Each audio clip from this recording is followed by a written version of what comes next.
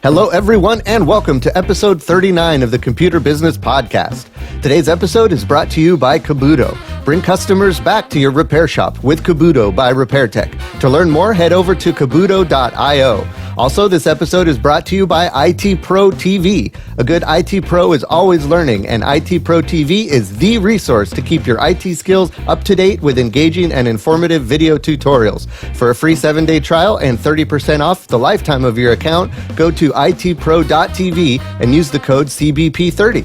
In today's episode, we interview Dodi Glenn, Vice President of Cybersecurity at PC Pitstop, and we talk about the threat landscape for 2016.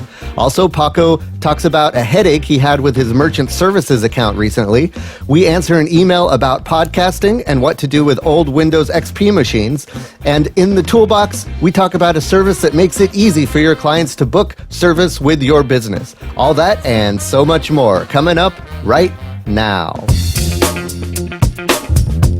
Welcome to the Computer Business Podcast, where you'll learn how to start and grow your own successful computer business. And now, here's your friendly neighborhood computer guy, Matthew Rodella. Hello, everyone, and welcome to the 39th episode of the Computer Business Podcast. I am Matthew Rodella, a.k.a. your friendly neighborhood computer guy. And I'm Paco LeBron. And this is the podcast where you can learn to start and grow your own successful computer business. You can find all the links mentioned in this episode at computerbusinesspodcast.com/episode 39. While you're there, be sure to subscribe to the podcast on iTunes or your favorite podcatcher using the links provided. Also on that page in the sidebar, you can subscribe to the Your Friendly Neighborhood Computer Guy newsletter, a monthly digest of tips and tricks for growing your computer business. When you sign up, you'll also get a free copy of my ebook, 20 Things You Can Do Right Now to Improve Your Computer Business. The book contains 20 practical tips to help you take your computer business to the next level. All that for free as our way of saying thanks for being a listener and a subscriber. You can also follow us on your favorite social media network. We're on Twitter, Facebook, Google+, LinkedIn, and you can find links to all of those social media profiles on the show notes page. All right, today our topic is going to be about the threat landscape for 2016. I'll be interviewing Dodi Glenn, the Vice President of Cybersecurity for PC Pitstop, and we'll talk about the things that you need to be aware of that are coming up this year, new threats, what you should be looking for, and what you should be telling your clients to be looking out for this coming year in the malware and virus space. And as always, I am joined by my esteemed co-host, Paco LeBron of Prodigy Techs. How you doing, Paco? Doing fantastic, man. How are you? Excellent, excellent. I am doing good. So how has you and your business been doing over the last couple of weeks? Good. Other than just taking some downtime and talking to my Echo, Amazon Echo all the time, which I have to say, if anybody who does have the Amazon Echo, the Computer Business Podcast is on TuneIn Radio, so you can now listen to us on Amazon Echo by just simply saying "Play Podcast," the Computer Business Podcast. Hey, that's worth buying it then. There you go. But so business has been great. We have been really busy. And for the past 2 weeks, we've been really, ever since the start of the new year, we've been updating some of our Google AdWords, really looking and getting down on our campaigns, and we've seen nothing but great progress from it. I believe from the last 2 weeks, we were hoping, at least for our goal, was to have at least one computer come in a day for the remainder of the month.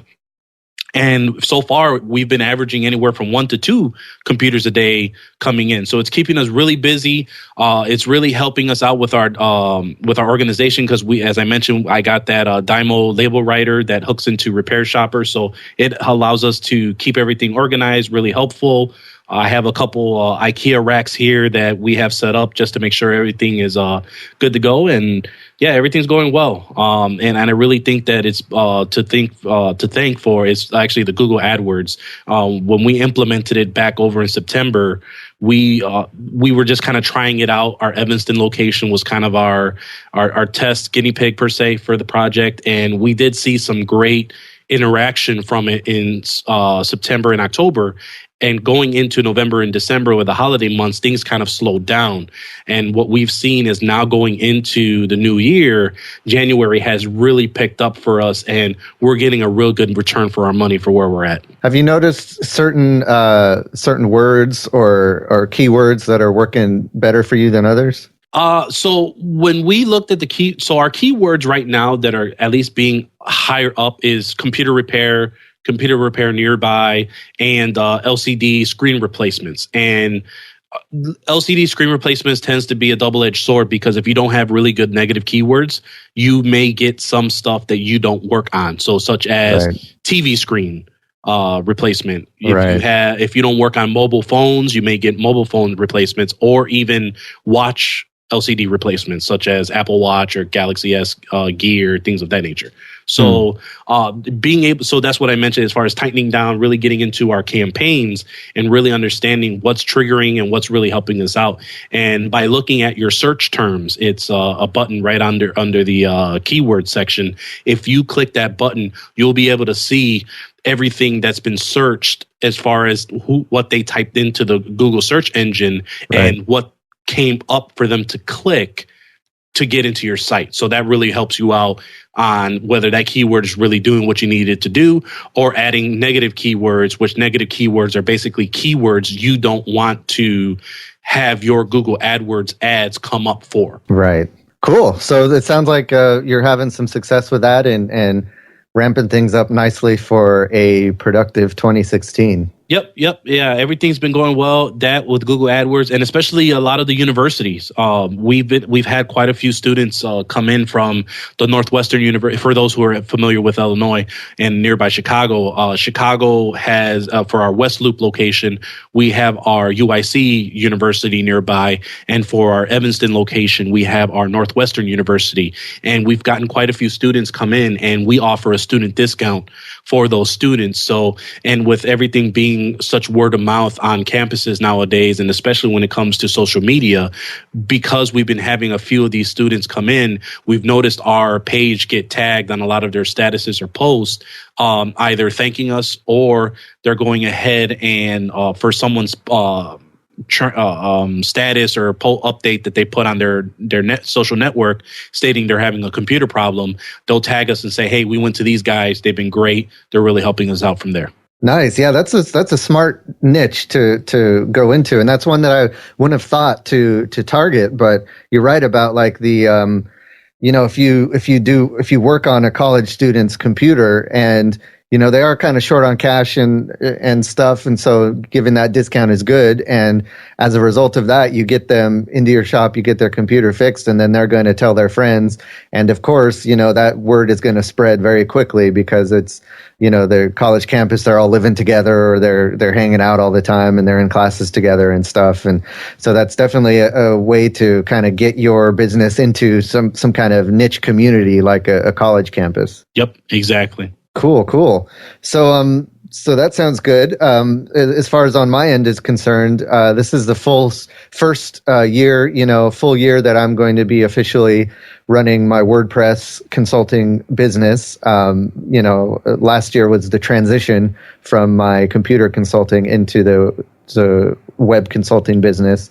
So as you guys know, a couple months ago, I started introducing the new pricing that I'm going to be offering to my existing clients, and just kind of getting them used to that. And so finally I've been actually, charging those new prices this year. And so far I haven't really had many problems with that. I think, giving them the heads up about it really helped. And it kind of gave them the opportunity to ask questions and figure out what's going on. And it's, one of the kind of the byproducts of raising my hourly rate is that it's kind of pushed more of my clients to look into my prepaid ticket packages. So, they can pay for 5, 10, 15 hour block of time. And when they do that, it'll be discounted so that they can save some money that way if they know that they're going to be working with me a lot in the future. So that's a good way to kind of lock in that client for additional work.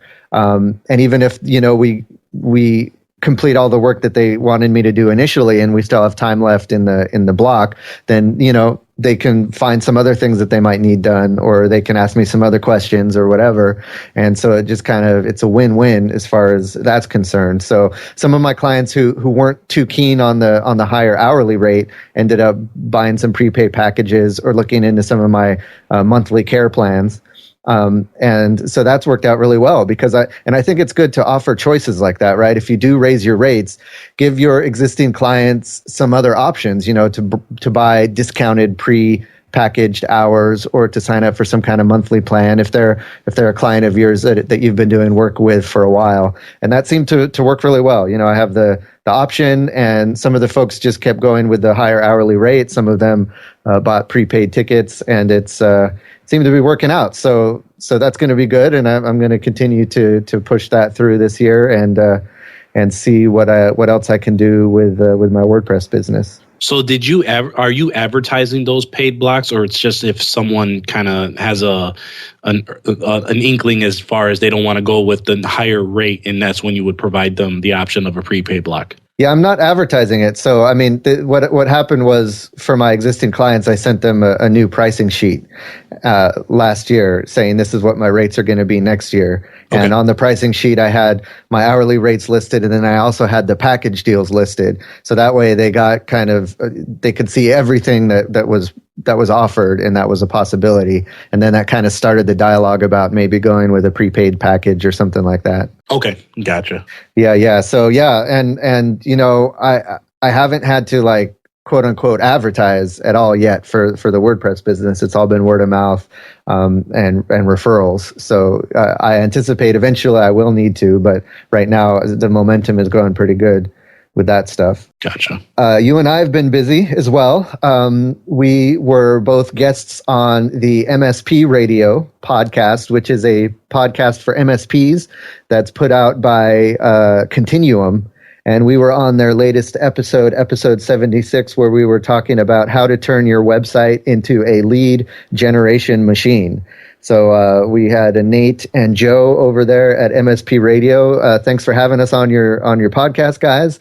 Hopefully we had some good info there for you about your website and how to really make your website work for you as far as getting leads and converting leads and that sort of thing. So that was a lot of fun, and we're going to try to get out and do other podcasts more often. Not only, because it's fun for us, but also we can introduce new people to this podcast, and we can introduce you guys to new podcasts as well. So check out MSP Radio. That's at mspradio.podbean.com. That's their podcast website there. Yeah, and it was a blast talking to Nate and Joe over there. It was one of those where it was a refreshing take to be able to be interviewed together and kind of giving our opinions on how we're deciding to use our websites, not only for as far as Matt's doing the WordPress consultant on the WordPress consultant side, but me as the consumer trying to use the website to gain other clients into our system. It was like I said, it was a lot of fun. It was a blast talking to those guys. And if you guys haven't checked it out yet, we definitely really encourage you guys to go over there and check it out. Yeah, and Nate and Joe are going to be guests on this show. I believe it's the next podcast. So check out that. It's going to be our first show where we have two guests on at the same time. So that's kind of fun to get two different perspectives, two hosts, two guests. It's double the fun. Double the fun. There you go. Quadruple the fun, I guess, in this case. There you go. So some housekeeping stuff. We're going to try something new this episode for our sponsor, for Kabuto. We are going to try a contest. So stay tuned after the interview. In this episode, we're going to talk about the details of the contest where you can win a year of Kabuto for free. So that's an awesome thing that they're doing with us, and it's going to be cool to see how that goes. So stick around to find out more details about the Kabuto contest.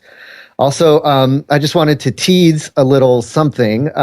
Lisa Hendrickson and I are planning a little project, and you guys know Lisa Hendrickson. She's been on this show a couple times. She's the Call That Girl lady, and she's got her Office 365 podcast and a bunch of other stuff that she does over at callthatgirl.com. We were talking, and both of us kind of have similar stories about how our businesses, how we turned our businesses around from break fix into more of a niche consulting and services type of business. And that's really worked out well for both of us. And it's made us happier. It's increased our revenue, and it's been a great success. And we've had a lot of emails and questions from other computer business owners about like how they can do the same kind of thing. So we're thinking about putting together some kind of resource for you guys to learn how to niche down your business, grow your business, and move away from break fix if that's something you want to do. So we're not quite sure what that's going to look like yet, but we just wanted to let you know that there's something brewing, and just stay tuned to the podcast. We'll let you know exactly what that's going to look like, but I'm kind of excited, so I just wanted to mention that, put that in your mind in case that's something you'd be interested in. To just stay tuned. Also, Paco wrote an awesome article for the Your Friendly Neighborhood Computer Guy blog over at yfncg.com/blog. It's called 10 Questions to Ask Before Hiring an Answering Service.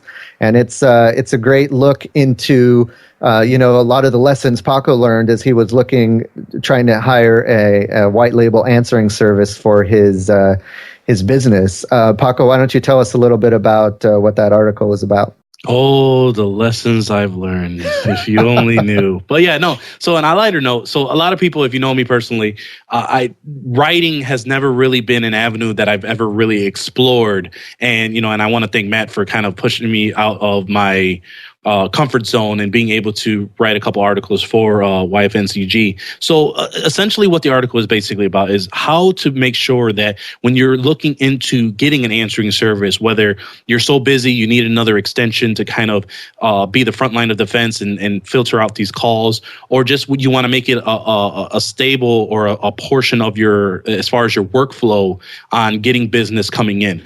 So I've gone through quite a few. I've asked several questions or experienced multiple things where I felt these top 10 questions really will hit it on the head on exactly what you're going to want to look for when it comes to pricing, or as far as just making sure you get an answering service that is not going to be a service. It's going to be a partner that's going to help you grow your business. So, definitely want to check out that article to get all the details that I kind of wrote out in there. Yeah, and there's some things that you might not think about if you're just first looking into it, like the way they charge. Is it per call or per hour, or how that works? And there's some catches there and some things that are better than others, and you might not know to ask those questions.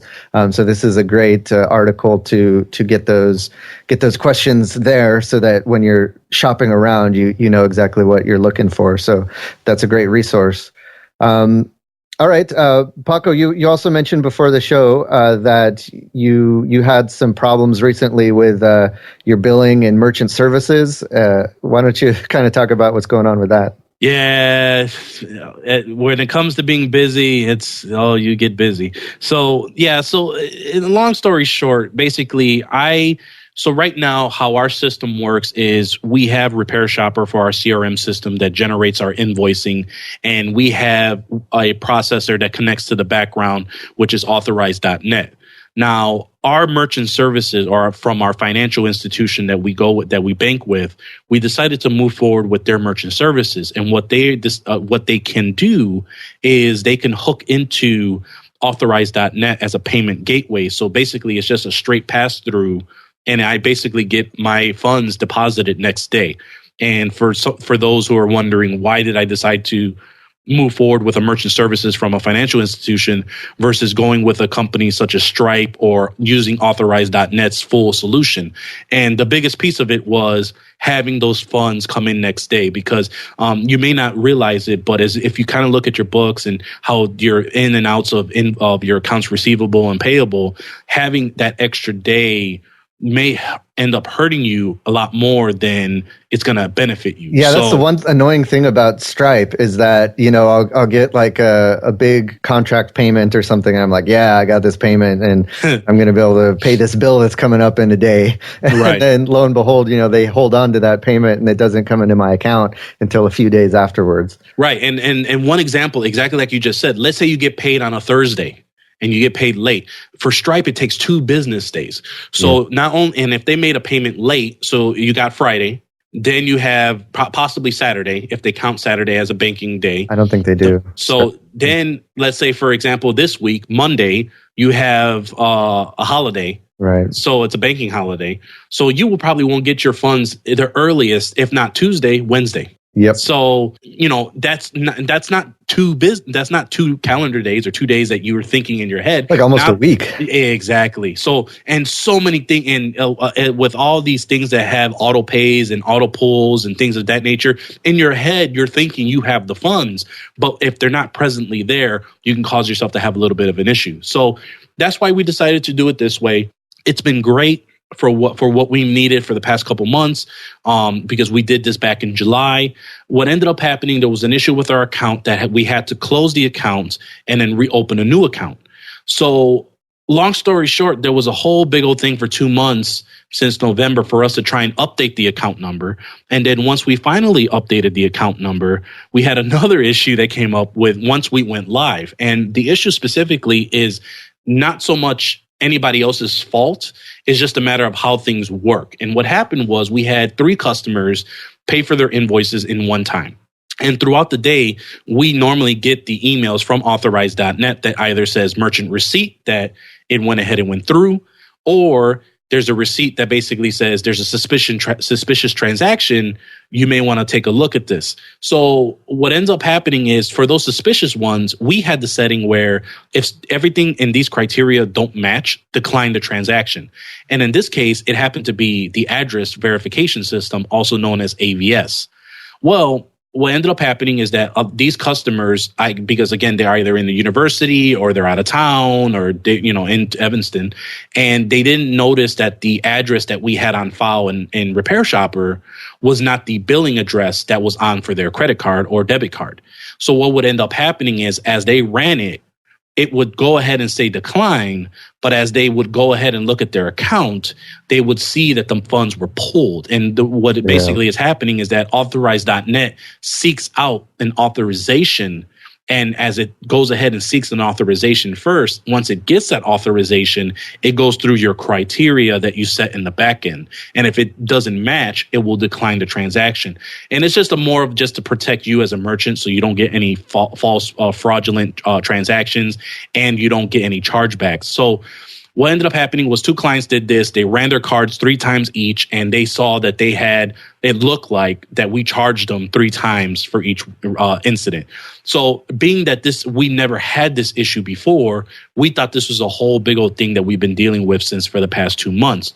But getting on the phone with the folks over at Authorize.net, they were great. They have 24/7 support. They guide me through on what's going to be the best way to do this. And one of the features is if the address doesn't match, hold and review versus decline. So that way you're not flat out just declining them. You can verify the information. It's a little bit of a risk, but you're in a better position of having a better customer experience by not having those funds withdrew multiple times from a customer.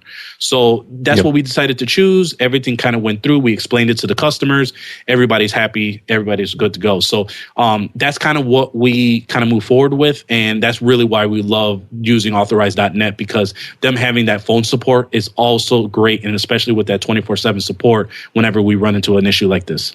Yeah, that is great to be able to get the support for stuff like that, because it's just a headache, and we're not financial people, so we don't know how this stuff is supposed to work unless the problem happens, and then and then we need to figure it out real quick. Yeah, exactly. And it's one of those, like, for example, when I was using another processor, and I won't mention the name just because of that, for that reason, is because we had to update our account because we went through two different accounts at the time, switching from one financial institution to the other.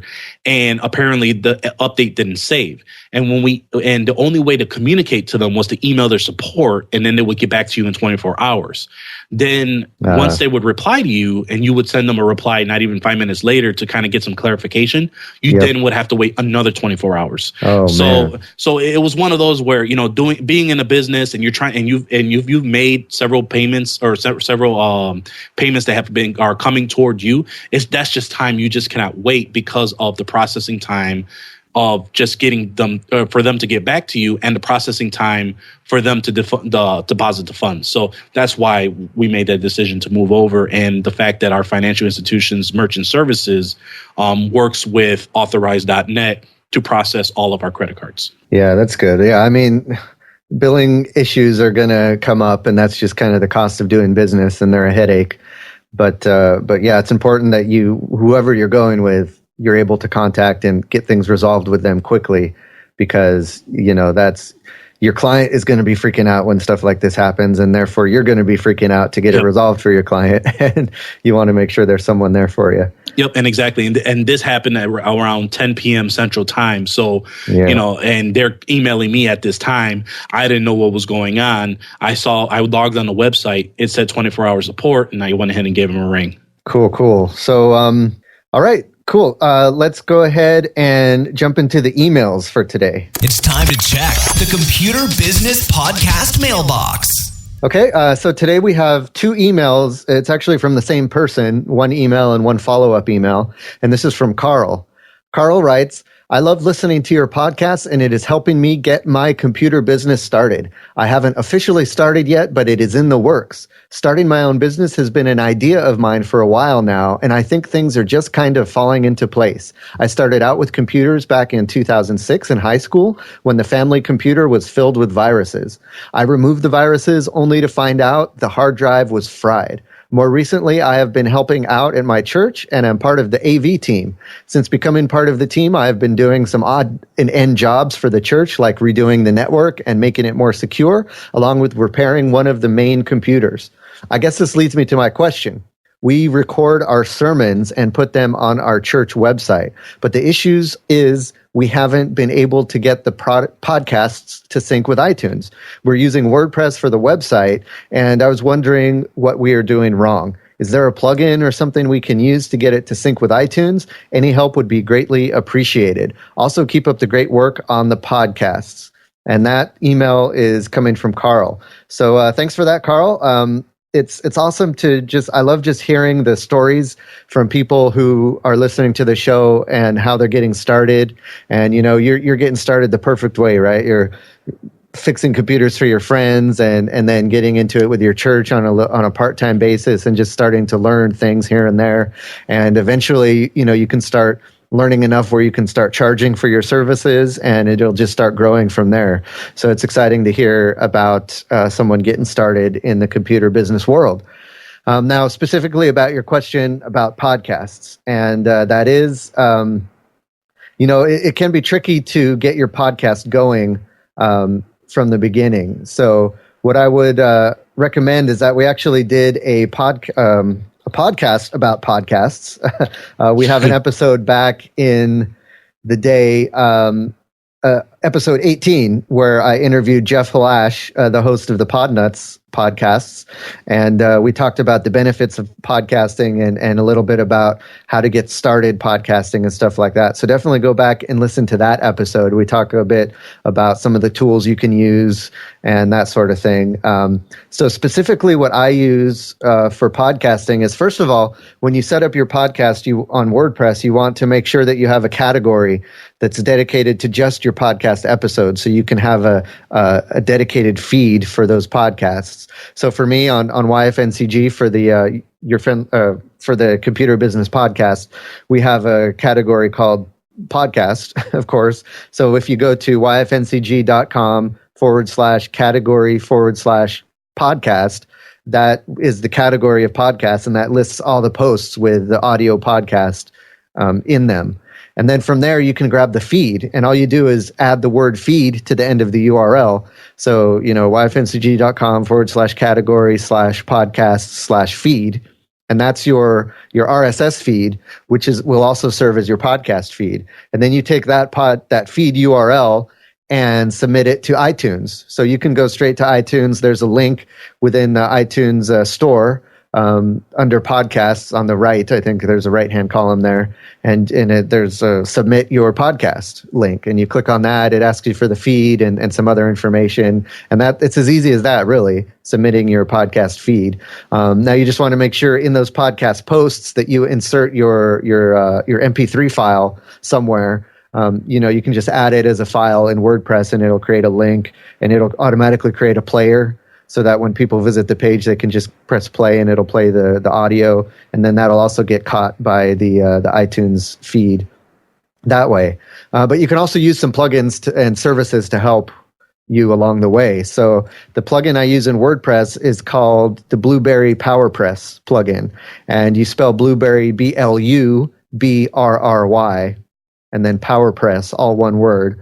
And that's the podcast. That's the plugin I use, and that's basically where you can set up like your album art and your feed, the URL, and all of that stuff, and it'll automatically send that to iTunes and to all the other podcatchers that are out there.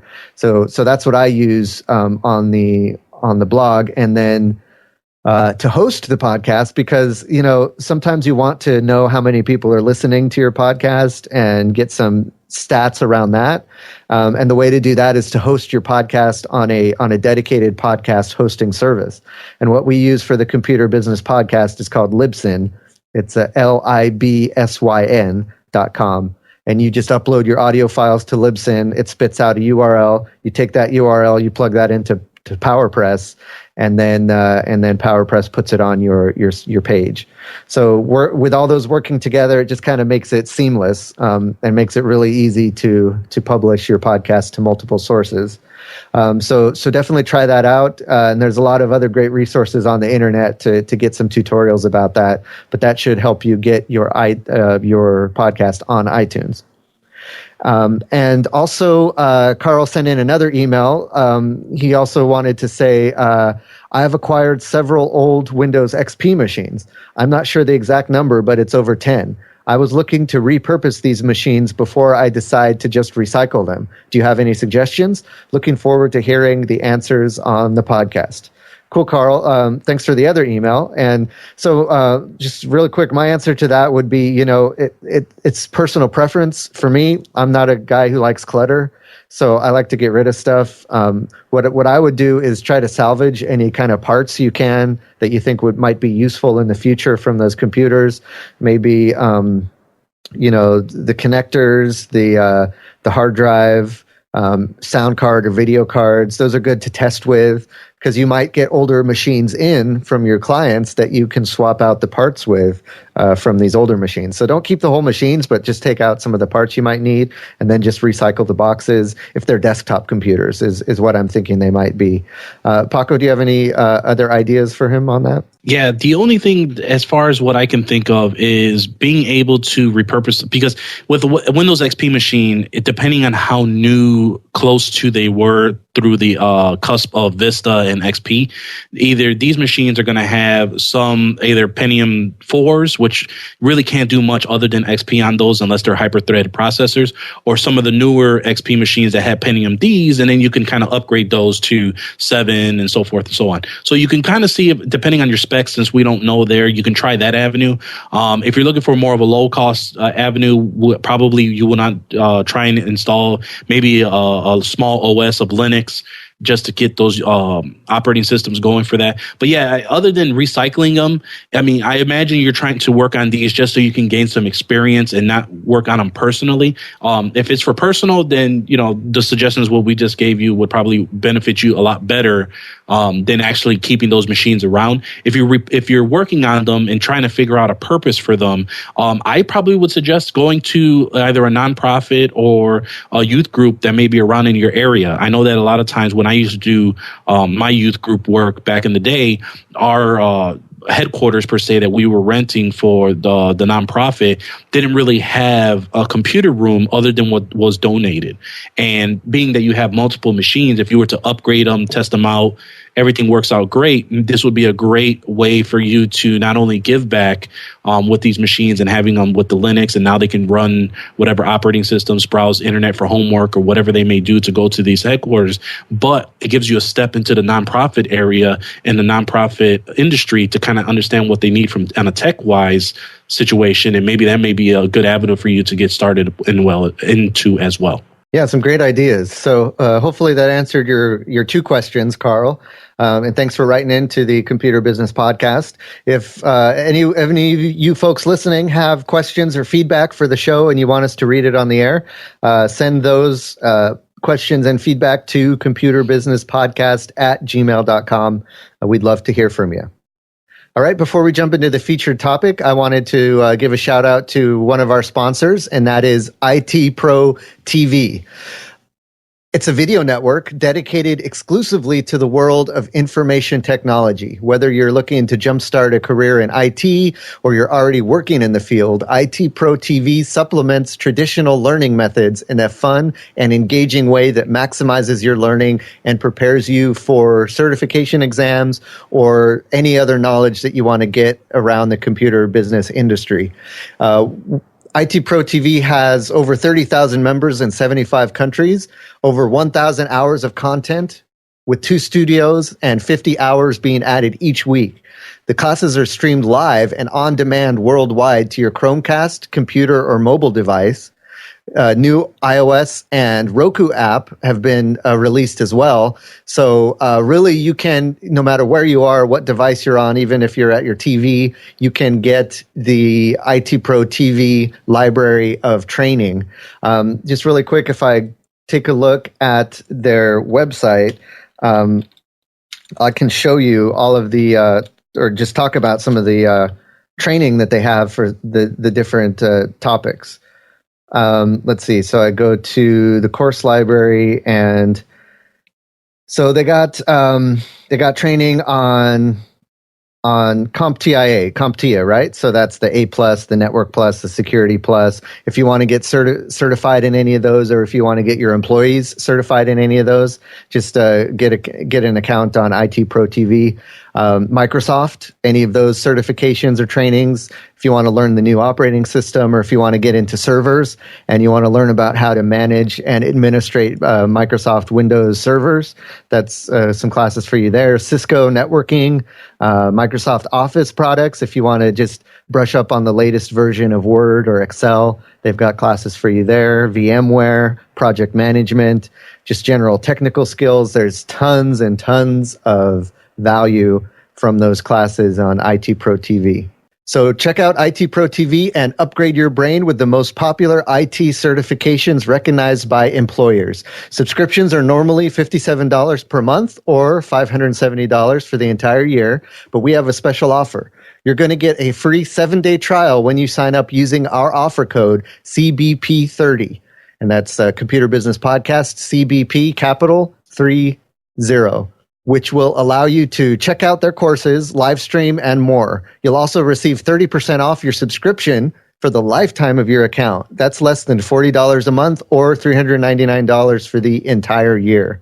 That's itpro.tv and use the code CBP30 to try it free for 7 days and receive 30% off. And we thank IT Pro TV for being a sponsor of the Computer Business Podcast. So go ahead and check them out. Yep. And especially with a lot of the things that they're offering, I mean, you really have to think about the value here, guys. Is for me, I've actually went through the computer engineering degree back 9 years ago. And so much has changed in those 9 years, where to the point of, do I want to really go back to school and relearn a lot of these things and then be left in the dust for another time? Or do I rather go ahead for, again, with our discount of CPB 30 and getting it to be less than $40 a month with and being able to get the certification courses that you would need to brush up on to go and take those tests. So, I mean, like Matt said, they got such a great section of courses to run over there, especially try out the 7-day trial that you get a chance, see what they're about, being able to kind of dive into it and watch some of their live streams as well. I know that they were recently with Ian over at Repair Tech going over how to learn PowerShell. And I mean, these guys are great. And with the amount of quality that they have with their courses, this is really something you're going to want to take advantage of, because this deal won't be around for long. So you definitely want to go ahead and get a hold of them and just check them out, and you won't regret that you did. All right, let's go ahead and jump into the featured topic. And now, the feature topic. All right, everybody. Today on the show, I am excited to have Dodi Glenn, who is the Vice President of Cybersecurity for PC Pitstop. And I have him on today to talk about kind of the best practices around cybersecurity, and just to make sure that all of us as computer business owners are looking at the right things when we're thinking about security for our clients. And we're also going to talk a little bit about the threat landscape currently and looking forward into the new year. So thanks for being here today, Dodi. How you doing? Doing great. Thanks. Appreciate it. Yeah, no problem. So before we jump into the interview, if you can just kind of give us a little bit of backstory about your background in cybersecurity and what you do for PC Pitstop. Sure, absolutely. So I've been doing this, probably for at least 12 years, maybe even a little bit longer, I would say. Started off as an ethical hacker, and I use that term loosely. I realized that I could really get myself in trouble. So instead, I decided to go the different route, and instead of doing bad things, to do good things. So my career kind of spans from not only doing engineering itself as far as software development, but then also management-wise, running research labs and running an entire R&D division. And where I am at now with PC Pitstop, I'm essentially running R&D, particularly on the research side, as well as talking with people like you too. Yeah, that's interesting. Now we're recording this in December of 2015, but this episode is actually going to be released sometime, I think, in January of 2016. But when you were talking about the ethical hacking, that always brings to mind like the dark side in Star Wars, where like if you're a hacker, you have a kind of you reach a point where you can either go towards the dark side or you can use your powers for good, and that seems like a lot of the security vendors nowadays are pulling from that pool of the hacker community and pulling in the folks who are looking to kind of go to use the force for good. Yeah, absolutely. In fact, I actually know a pretty well-known guy, Kevin Mitnick, who Google his name if you don't know who he is. Kind of a few years back, I would say, he was charged with hacking, and there's this big debacle going on about it. But actually now he's working with my former CEO, which is, it's great to see. There's a lot of intelligent people that are out there in this industry, and it's good to see some of the people going from the bad side to the good side. We certainly need the good guys. Yeah, and I think it was kind of a mindset shift, I think, in the industry, where they were like, let's look to this pool of talented folks who normally we think are against us, but maybe we can entice them to help us. And they're in the trenches doing this stuff, so they're the best folks who would know about helping us fight these guys. Yeah, it's a little bit of a running joke. If you want to get the best government job, get caught hacking first, and then more than likely they'll give you a job offer afterwards. Nice, interesting. So it sounds like you've definitely had a lot of experience, not only in the trenches of working with cyber threats and cybersecurity, but now in just kind of having a broad level view of what's going on. And you said you set up some labs to test a bunch of stuff, and it looks like you're really kind of seeing what's going on everywhere. So what I wanted to kind of talk about first was just what kind of clients do you work with at PC Pitstop? So are you working with dealing with mostly like end users who are just using computers at home, or are you dealing mostly with MSPs and computer business owners? Yes, we actually deal with all of them, from consumers, your mom and pop kind of customers to the MSPs, and also to just regular IT guys who are running their own IT departments at corporations. Okay, and that seems kind of to cover the span, right? You've got the people who are the end users who probably don't know much about security, but know that they might need some kind of, they've heard of the term antivirus, and they know they need some kind of antivirus, and then they think that's it, and then they're done.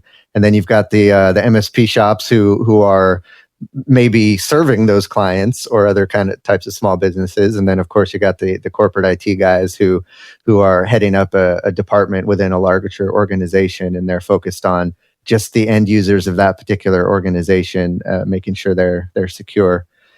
So what I want to talk about a little bit is because most of my listeners are computer business owners, and they're either solo technicians or they have a small mom and pop shop, or we have some smaller MSPs.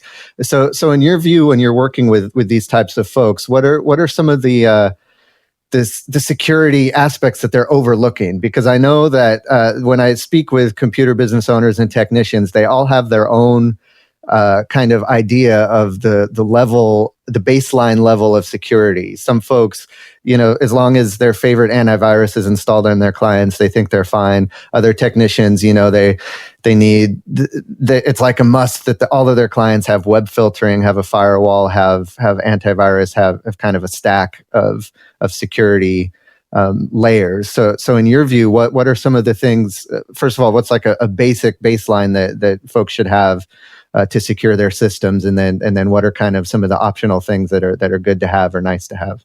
Yeah, it's a good question, and it's tough because you've got to, you don't want to go overkill, but you also don't want to underservice your customers as well. And I think being in the role that we're in, the technical individuals, I consider myself what I call the family CTO, for example. And in this case, it's my mother and father are wanting me to take care of their computers, and of course it's family. I don't get paid to do it, so it's even more of a responsibility when you are getting paid to do this stuff. But in these situations, naturally, as you mentioned, antivirus is the basic. Don't run a machine that's without antivirus on it. And there are different layers that you can go up to, and I think the next layer would be patch management. So we've got Microsoft and Windows and what it does with its automatic updates, but don't forget that there's additional software that's installed on the machines like Java or Flash or Adobe Reader. And these particular pieces of software have the tendency to be cracked or hacked, if you will, by the friendly people overseas, and I use friendly in quotes. And basically you can expose yourself to being attacked via these holes or vulnerabilities in the system. So it's crucial to make sure that not only Windows gets updated in all the Microsoft components, but also to update the third-party components that are on the machine as well. There are some antivirus applications that are out there that do that automatically for you. Others make you have to do it manually, and there's other standalone softwares as well that are out there that can do the patch management update for you too. So it's certainly something to consider adding to your arsenal of things to protect the end user's computer. I think another issue is another thing that oftentimes can get forgotten is backups. And it's not just taking the backup and saying, yeah, I took a backup or a snapshot of the system, I'm good to go. But oftentimes we're finding that backups are corrupted. And then when it comes to a point where the system has been infected by something or whatever happened to cause the machine to no longer work, that backup can actually be restored. And now you're in a bad position. And how do you go and explain to your customer, well, your 7 years of accounting or your 10 years of accounting or whatever it is that's really critical to the company is out. I have no way to restore it. Right. And that's, I think that's a good point. A lot of folks don't even think of backups as part of a holistic, security type of situation. But I think that's a good way to look at it. If you're going to provide some sort of security monitoring, security service for your clients, have backups be a part of that. Have that, roll that into the service so that it's part of the holistic security service. Because you can have all all of the latest security software installed on the computer. You can have everything up to date, and it all comes down to a user with a itchy mouse finger clicks on a bad link, and there goes the system. And with some of the threats these days, once the payload is installed and it does its work, the system can be unrecoverable, and you got to look for those backups. And so I think backups are an important part of a comprehensive security management plan for your clients, and that is one thing that I see technicians overlooking a lot, and it comes back to bite them, is not only do you have backups for your clients and your customers, but you're testing those backups, you're checking those backups to make sure that they are good, that they're working, because it's easy to set it and forget it with backups. And something could happen where there's a break in the connection, or the backups are corrupt for some reason, and if you're not testing those backups,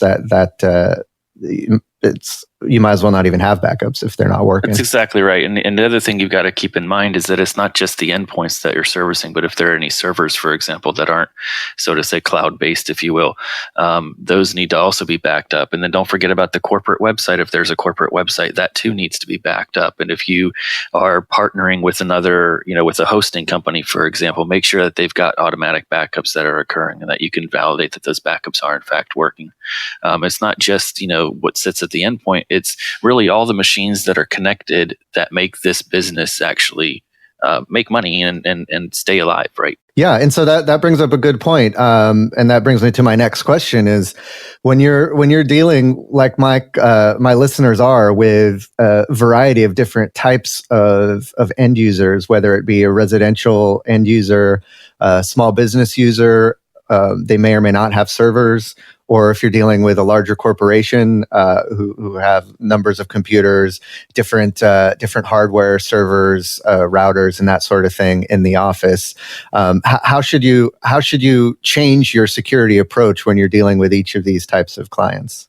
Yeah, it's a great question. And there's actually, the threats that we're facing are fairly similar to one another. For example, the whole crypto wall ransomware that's out there can impact a consumer person. It can impact, a small to medium business or even a large corporation. We've even seen it impacting government entities. So in this particular case, going back to saying, okay, well, a backup is great. Well, we need to have a backup for a consumer. If you were to ask me, I wouldn't want to lose my precious pictures of my puppy. I would get pretty upset if that was my only copy. But if you talk to grandma and grandpa and they've got grandchildren pictures, those are also things that they want to keep. But, you can drill down even further and say, okay, well, I've got some online stuff. For example, my taxes, they're stored on my computer, or things like that are really important. You want to have backups. So if you take that and then scale it out, we all need to have backups on our systems from a consumer level, even if it's a small, 8 gig USB drive that's got the critical items that, whoever your customer is concerned with, to the larger corporation or MSP who they want to have their accounting software backed up. They want to have their financials backed up, for example. They're going to need a bit more to scale. So then you have to ask them, do you want to have redundancy in your backups? Do you want to back it up to the cloud? Do you want to back it up to local storage? Do you want to do both? And that's where you start expanding and scaling things out. Similarly with patch management, things like that. If you're going to do patch management on a machine, you can do it at a consumer level and update specific software. But when you expand that out to scale in a larger corporation, you now have to plan out certain things. You can't just update production servers without letting them know that there's potential for downtime. So really, it's a scalability thing, and it's notifying the customer, hey, we're going to be doing this. Here's our maintenance window, and it goes back to what you were saying earlier. Is it all is part of this IT risk management plan? In the event something happens where you've got like network-wide problems, and then also just day-to-day regular maintenance on the machines. Yeah, so that makes sense. So the threats are pretty much the same, right? That all of these guys are dealing with. Of course, the potential damage that those threats can cause will vary and will probably scale with the size of the corporation. But basically, the threats are the same, and the way you secure them from those threats are basically the same. But the scale is going to change. And so there might be certain tools that you could use for residential clients that you might not be able to use for corporate clients if those tools don't scale along with the client's needs. So those are things to keep in mind. And those, you also mentioned some good questions to ask, around backup. Residential clients aren't as concerned about, how you're backing up or where you're backing up to, just as long as there's a backup somewhere. Whereas corporate clients, they might have legal issues or other reasons why they need on-site backups versus off-site backups in the cloud, backups on tape, a bunch of different things that you would need to ask your corporate clients and just keep those lines of communication open. That's another good point is, when you're doing updates for your residential clients, you could probably just get away with doing it on like a Saturday or Sunday evening at 3 a.m. or something, scheduling everything to happen when you're pretty sure they're not going to be using the computer. Whereas with corporate clients, you do want to schedule that out. You want to make sure that they know when it's going to happen. So they have folks coming in the next morning that can check things and make sure everything's running good and have more of a plan around all of that stuff. So great things to think about when you're dealing with different types of clients. Yeah, absolutely. And again, it's, for example, at my house, I've got a router and it's got a firewall on it. It's got a stateful packet inspection. I take that to scale, and now if I'm going to move that into a corporate environment, I'm obviously not going to put a Netgear home router or something like that in some large corporation. I'm going to go to a Cisco device, for example. But at the heart of the things, you still got a firewall. You're still doing traffic monitoring. You're still looking for nefarious connections, for example. There are still things that are, at the heart of it are still one and the same with what we face. And it's really just this cyber world that we live in. Talking about scaling is really where we're at. And it's just, the layers of protection that you're going to put. I would say it's kind of based on the intensity and how much you want to actually have.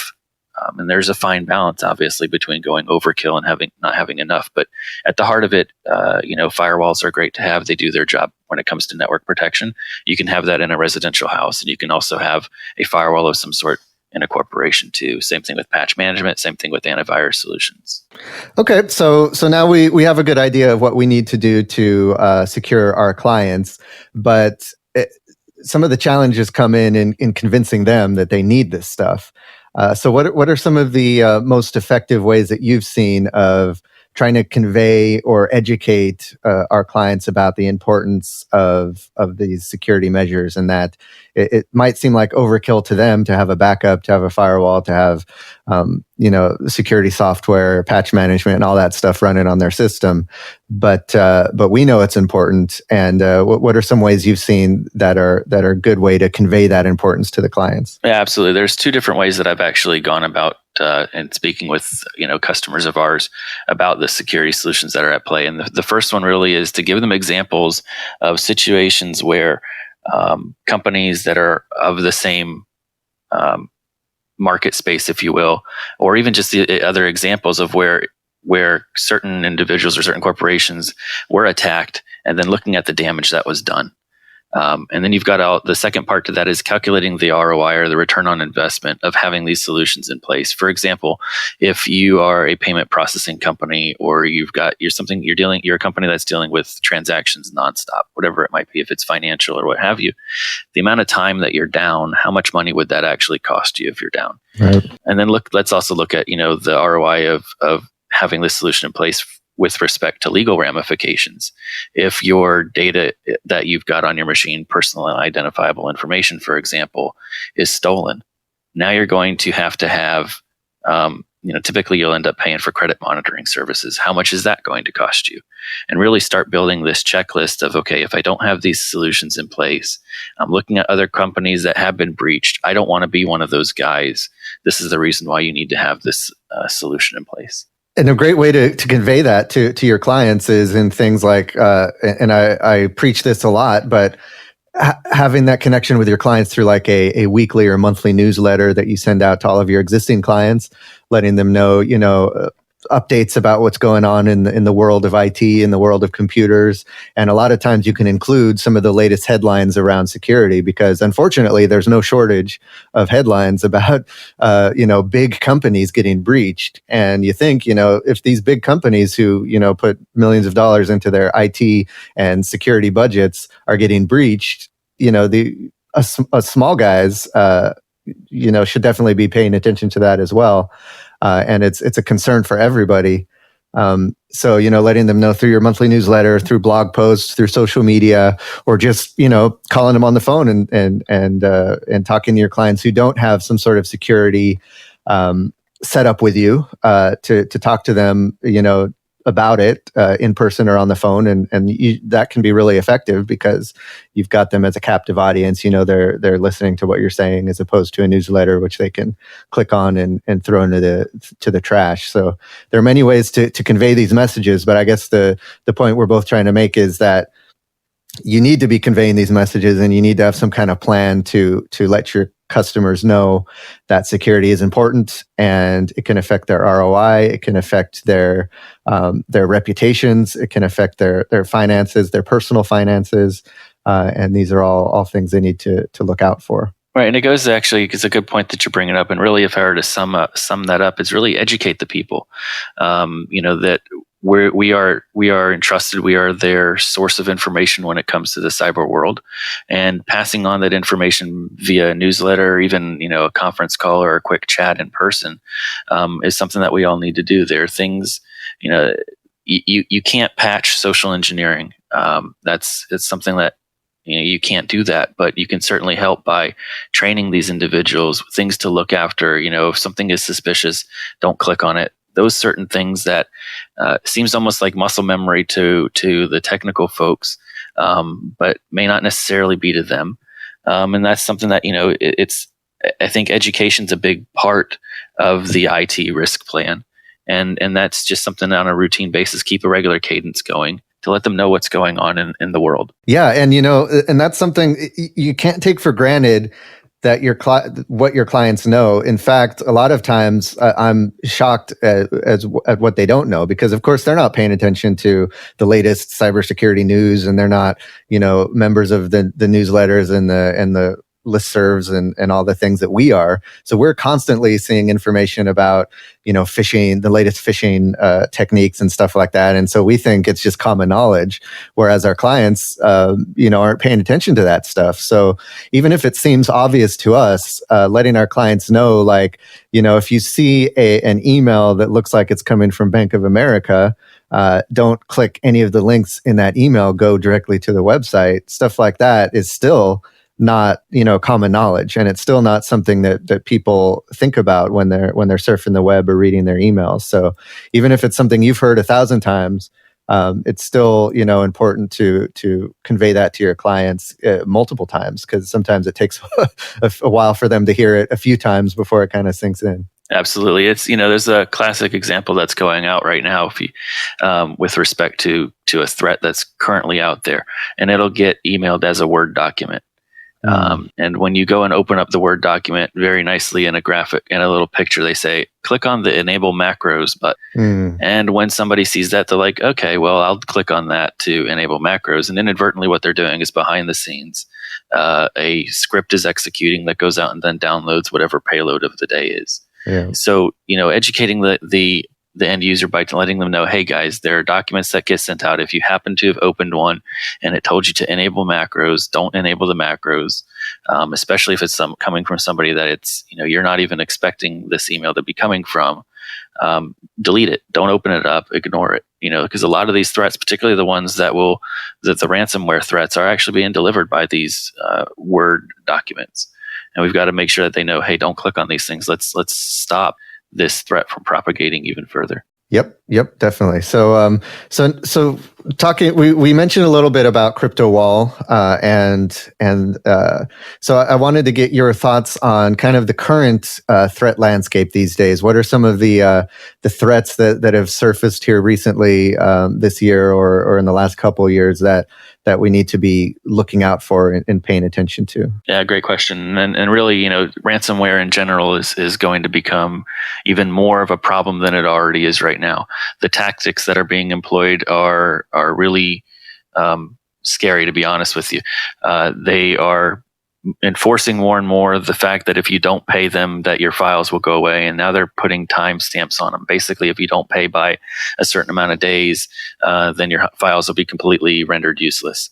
And if you don't have those backups, then you're in bad shape. They're also increasing the amount of money that it costs to decrypt those files. So now they've gone from where it was originally $100, now $300, $500. FBI was recently saying that it's $10,000 for certain variants that are out there. So that can add up. That's really expensive. And that comes into play via social engineering. That's another one of the things that we need to be on the lookout for. We all laugh at seeing some of the broken English for the Nigerian scams and things like that. If you send me your account information, I'll pay you $3.1 million. Right. That was the whole, that was the kind of very, very basic social engineering stuff. But now they're spoofing email addresses. They'll make it look like you're the IT guy, sending them an email that says, "Hey, I need you to download and run this application." Well, I'm not going to do that. And those, your end users shouldn't be doing that either. Pick up the phone, call them, or send a separate email that says, "Hey, did you really ask me to do this?" If there's any doubt in mind, don't do it. Call the person up first or email them and ask, is this something you really wanted to do? And certainly if you're not expecting these attachments, don't open them. Oddly enough, we're seeing actually a really big increase in adware.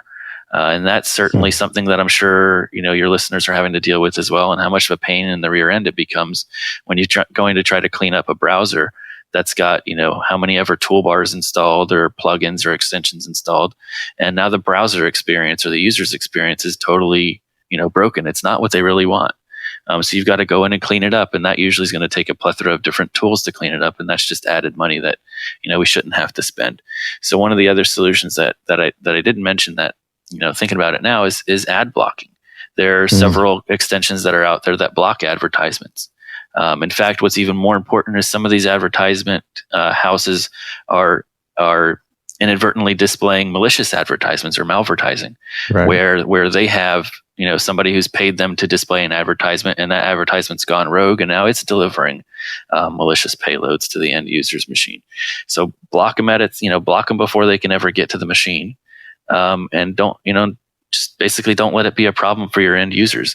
I personally run ad blocking on every one of my computers at my house.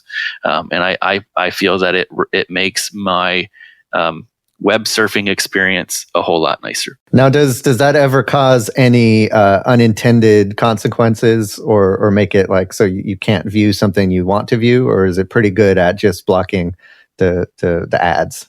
I'll say that when I start looking at finding coupons online or things like that, where I'm trying to, there's a sale of the day that I'm looking at, I'll occasionally get a block where it won't allow the redirect to occur. And that's as easy as temporarily disabling it or allowing it for all, for that particular page, and off I go. But as far as my everyday browsing and for what I do for work, things like that, I don't find that it impedes anything that I'm doing. Right. So I think that's a great, definitely everyone listening to this should be working with ad blockers, but it's something you have to kind of think about if it's something you want to implement for your clients. Just keep in mind that it could have some unintended consequences and make websites not behave exactly how the client expects them to behave. So that might increase the number of calls you get from them. They're like, I can't visit my favorite coupon site or whatever. So just keep that in mind. If, certain clients, ad blockers might be better for certain clients than others. And that just might be something to keep in mind with that.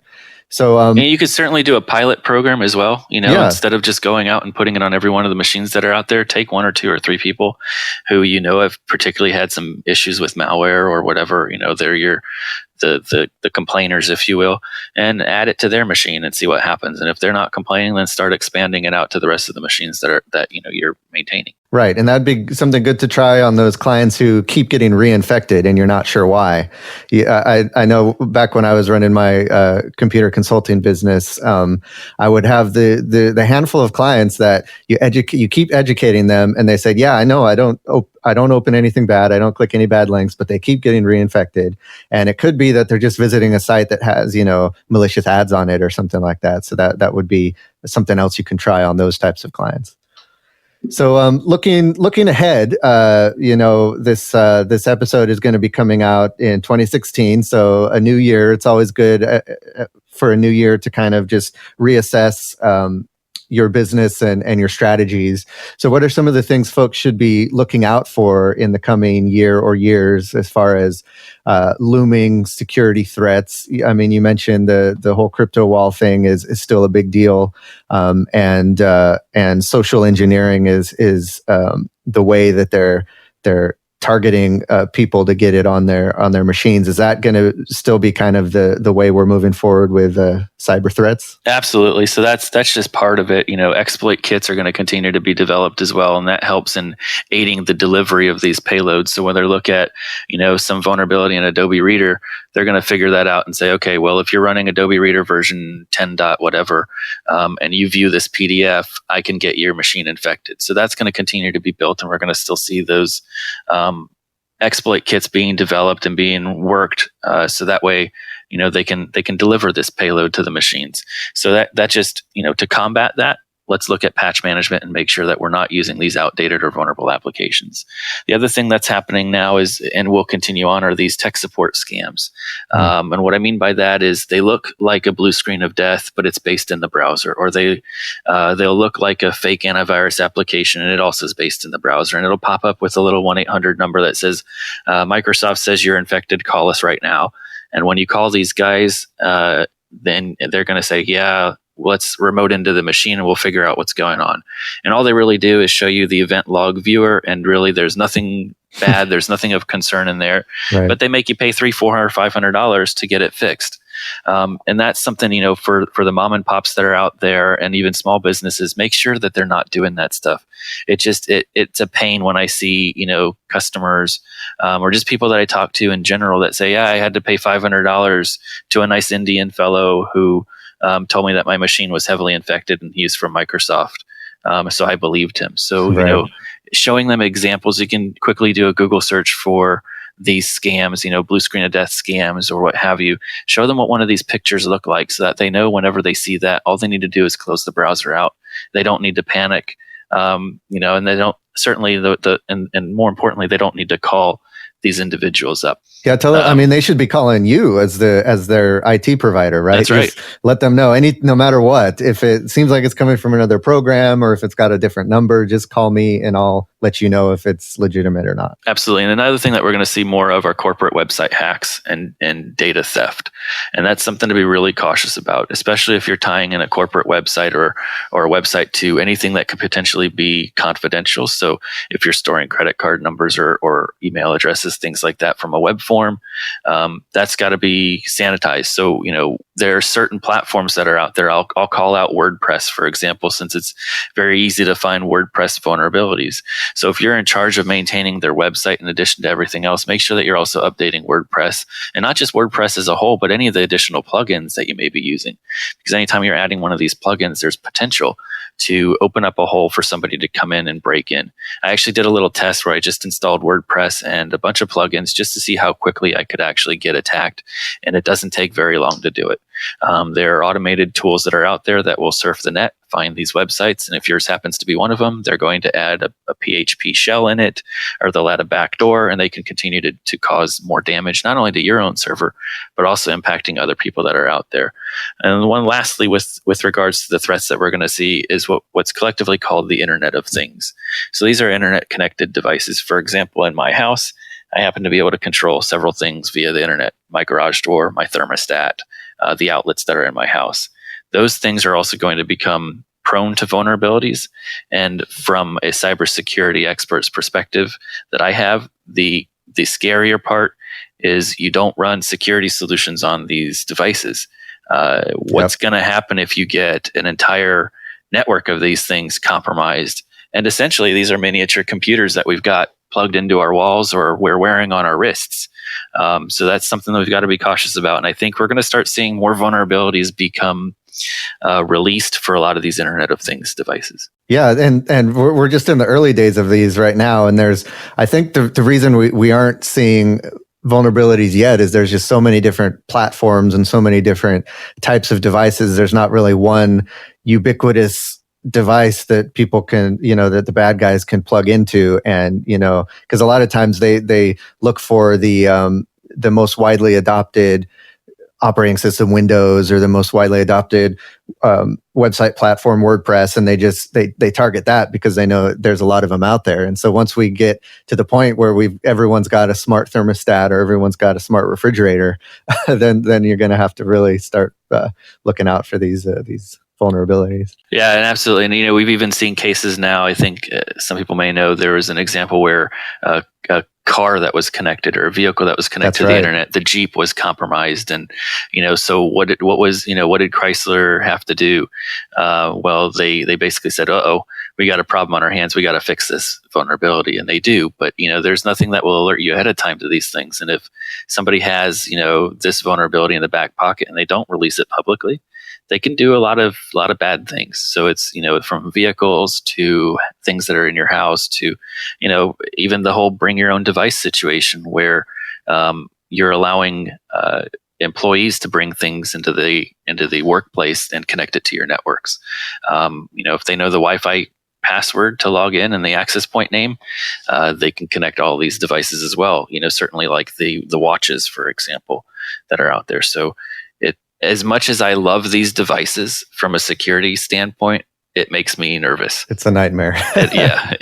Yeah. Well, yeah, definitely. So that's it. That's really it. So there's a lot of exciting things coming around the bend in technology, but a lot of real concerns with security that we've got to stay on top of. So it's definitely great job security for us who work in this industry, and just for computer technicians in general. I know a lot of people are afraid. A lot of the break fix techs out there are afraid that a lot of their work is going away now that people are upgrading to laptops and tablets and smartphones. But if you start focusing more on a holistic security approach to your clients, then you are going to have job security for decades to come, because this is always going to be a concern. And we are the folks who are on the front lines helping to our clients figure out how to defend themselves against this stuff. So Dodi, thanks for all this great information. Now, as the Vice President of Cybersecurity of PC Pitstop, can you tell us about some of the stuff that you guys are working on at PC Pitstop around security? Yeah, so one of the really cool things that we're working on now is actually a couple of things, but I think one of the really cool things that we're working on is multi-factor authentication. So in the event your username and password gets compromised, there are ways that we are able to detect it that it's really not you.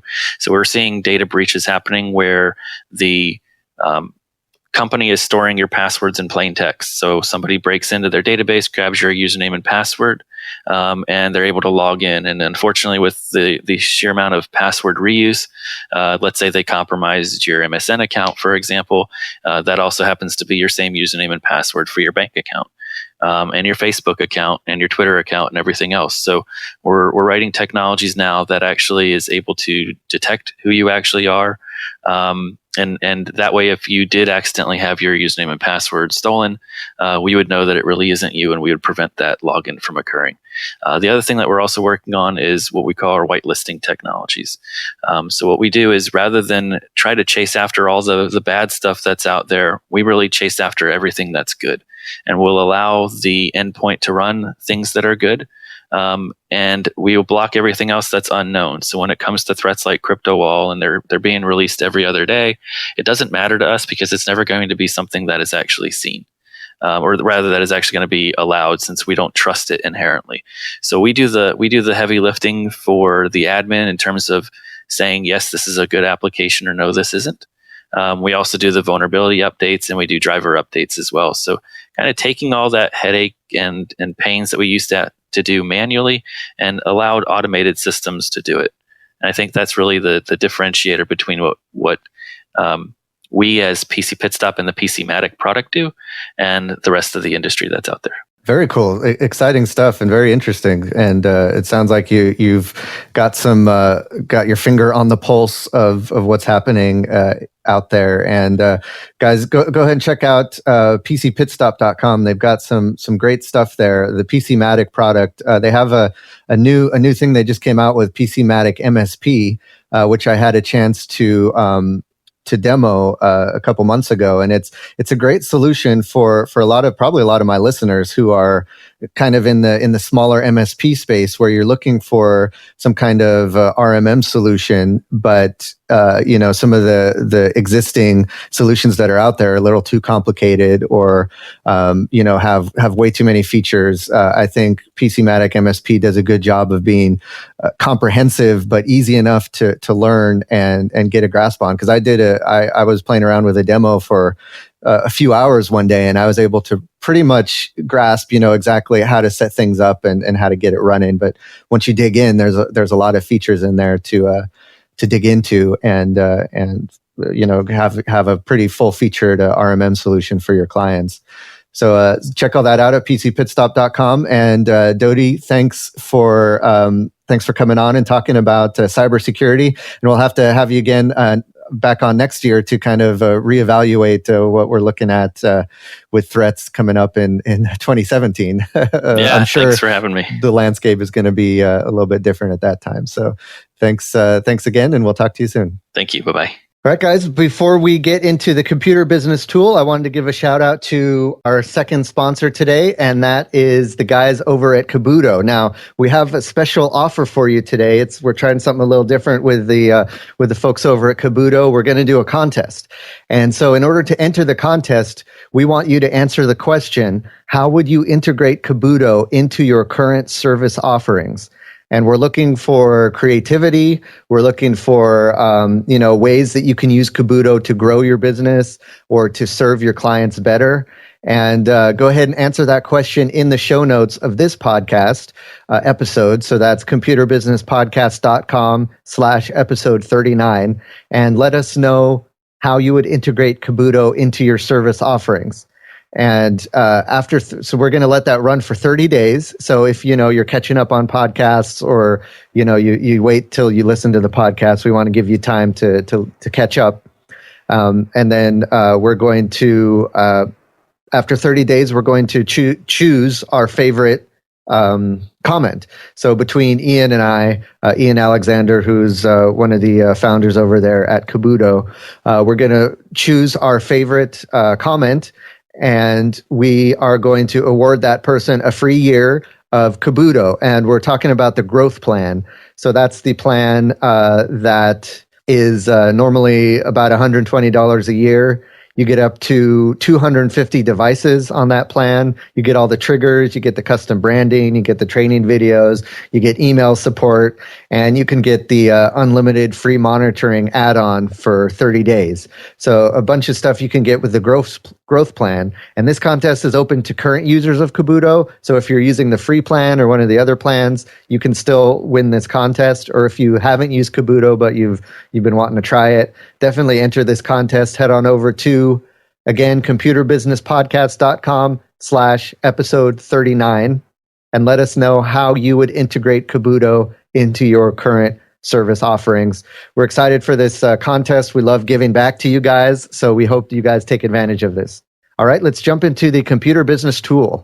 It's time to open the computer business toolbox. All right, the computer business tool for today is something that Paco wanted to bring to everyone's attention. So why don't you let us know what you got, Paco? Sure. So basically what I did is we're reworking a lot of our automations and redoing our workflows. And one of those is a company that I used to use before, and I stopped using them because I was going to jump on board with exactly what our CRM system had, but it just didn't have the full-fledged features that we were looking for. And that company is Bookio.com. And what Bookio does is basically a calendar scheduler, but it has so many great features that one of the biggest pieces on why it's such essential for us is not only does it allow you to schedule for by rep and by hour, but it allows you to schedule by service. And the great thing about Bookio is that they will allow you to create custom scheduling for different services. So for myself, I'll have our locations open from 8:30 to 5 p.m. for drop-offs, whereas on-site or remote support will be open from 6 p.m. to 11 p.m. at night. So it's great to be able to customize those type of things. They do have a tiered plan that allows you to kind of get very familiar with their system. They have a free tier that allows you to do a lot of what I just mentioned, along with some features as far as getting paid by PayPal and things of that nature. And moving on to the next tiers, being able to really automate the flows, and the next tier up is about $14.95, and that allows you to embed the calendar onto your own website, being able to automate the processor for coming through with PayPal payments versus just clicking the link to get into PayPal, and it does so much more. Really, it's been essential for us before, and we're really excited that we're really implementing them back into our system, especially for scheduling out those appointments and giving that customer more of a self-service approach and being able to have those confirmations should they need any type of service up front. Cool. Yeah. So it sounds like it's very flexible and you can kind of fit it to the needs of your business. And that's perfect because that's a real important part of having an IT service business is getting those new clients scheduled and making sure that process is professional and flows well. And there's no conflicts that arise from that and everything. And so I might have to take a look at Bookio as well for getting my clients booked as well. So, and really quick, I wanted to mention, and I think we've mentioned this before, but just it doesn't hurt to mention it a couple more times every now and then. But so the computer business tool we don't get paid for this, right? These are just services that we use, services or products or things that we use in our own businesses that we want to recommend to you guys. So there's no strings attached. It's just something that we try, that we love, and we want to mention on the show. Yep. Also, something I wanted to mention that I forgot before we head out here is this is Paco's 10th show with us as the co-host. And I meant to mention that earlier, but so he joined us in episode 29 as the co-host, and it's been 10 episodes. So congrats, Paco. We've had great feedback from your joining the show. People love you on here, and I love having you here too. So congrats on your 10th show. Yep, they haven't got rid of me yet, guys, so I'm still here. We haven't got tired of you yet. I don't think it's going to happen anytime soon. All right, guys, so let's keep the conversation going. We want to hear from you. We got the contest, so we want you to come over and enter the contest. Also, let Paco know how he's been doing these last 10 episodes, and just let us know what you think. Head on over to computerbusinesspodcast.com/episode 39 and let us know what you think in the comments section below the show notes. Also, don't forget you can send questions and feedback to computerbusinesspodcast@gmail.com or just visit the website at computerbusinesspodcast.com. You can follow us on Twitter, Facebook, Google+, and LinkedIn. We have links to our social media profiles on the show notes page. And guys, if you listen to the podcast on iTunes, be sure to give us a shout out and leave a review. We love to hear your feedback, and every comment helps our ranking in the iTunes stores so that the podcast can be found and help other techs that are out there as well. Also, please use our Amazon link to purchase your next order of equipment for your business. We do have an Amazon banner at the bottom of the show notes page. You can go to our website at computerbusinesspodcast.com/support. When you use our Amazon link, your price always stays the same, but a small percentage does come back to support the show. And finally, don't forget to check out our sponsor, Kabuto.io and itpro.tv.